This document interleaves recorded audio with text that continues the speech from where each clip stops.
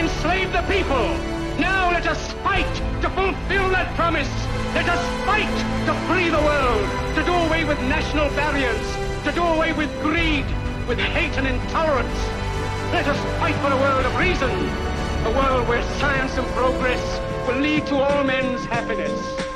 Soldiers, in the name of democracy, let us all unite!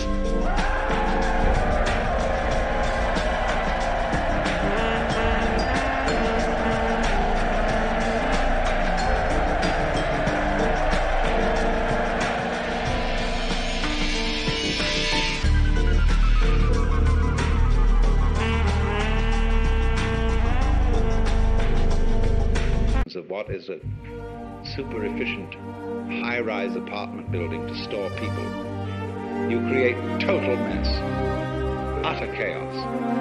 Islam has what we would call an ecology. It has a very complex system of relationships going on, by which the thing is already a going concern, even though it isn't going very well. Anybody who wants to alter that situation must first of all become sensitive to all the conditions and relationships going on there. It's terribly important then to have this feeling of the interdependence of every form of life upon every other form of life. How we, for example, cultivate animals that we eat, look after them, build them up, and see that they breed in reasonable quantities. We don't do it too well, as a matter of fact, especially troubles are arising about the supplies of fish in the ocean, all sorts of things. But you have to see that life, the so-called conflict of various species with each other, is not actually a competition. It's a very strange system of interrelationship, of things feeding on each other and cultivating each other at the same time. The idea of the friendly enemy, the necessary adversary, who is part of you. You have conflicts going on in your own body. All kinds of microorganisms are eating each other up, and if that wasn't happening, you wouldn't be healthy. So all those interrelationships, whether they appear to be friendly relationships as between bees and flowers, or conflicting relationships as between birds and worms, they are actually forms of cooperation. And that is mutual arising. You have to understand this as the basis. Apply this, not forcing anything, and you get spontaneity. A life which is so of itself, which is natural, which is not forced, which is not unduly self-conscious. Now,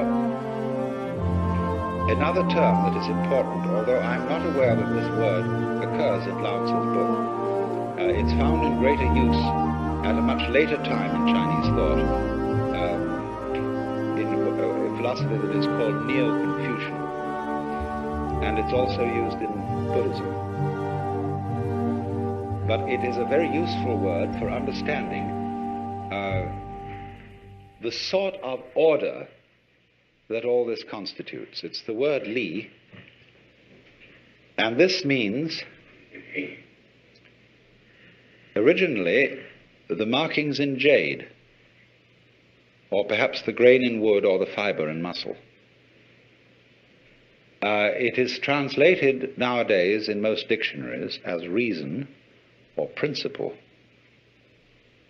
but this isn't a very good translation. Joseph Needham suggested that organic pattern was an ideal translation for this word. Now you see, the markings in jade are always regarded as beautiful.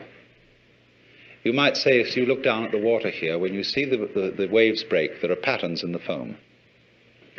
Now if you watch those patterns, you know they never make an aesthetic mistake. Never.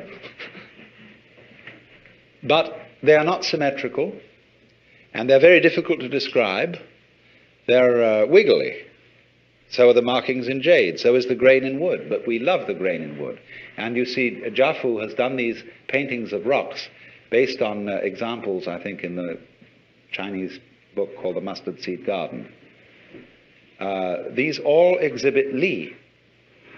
That is to say, they are forms which we know are orderly, and we can distinguish them from messes quite clearly. And so in the same way, the foam patterns, the rock patterns, the patterns of vegetation are at once extraordinarily orderly, but they don't have an obvious order. Nobody can ever pin it down. That's what I'd like to say. You know that there is order there. There's something quite different from a mess, but there's no way of really getting it. Now, in order to be able to paint that sort of way, or to live that sort of way, or to deliver justice that way, if you were a judge, you have to have it innately. You have to have an essential sense of Li, and there's no way of prescribing it.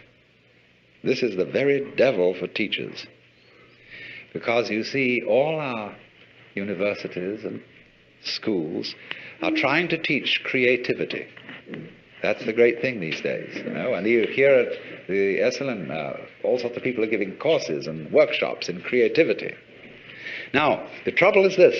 If we found out a method whereby we could teach creativity, and everybody could just explain how it was done, it would no longer be of interest. What always is an essential element in the creative. And the reason, though, as I tried to explain, is that it is through this that one comes to have a contact no longer with a world of abstractions, no longer with a world of thought, but with the world that actually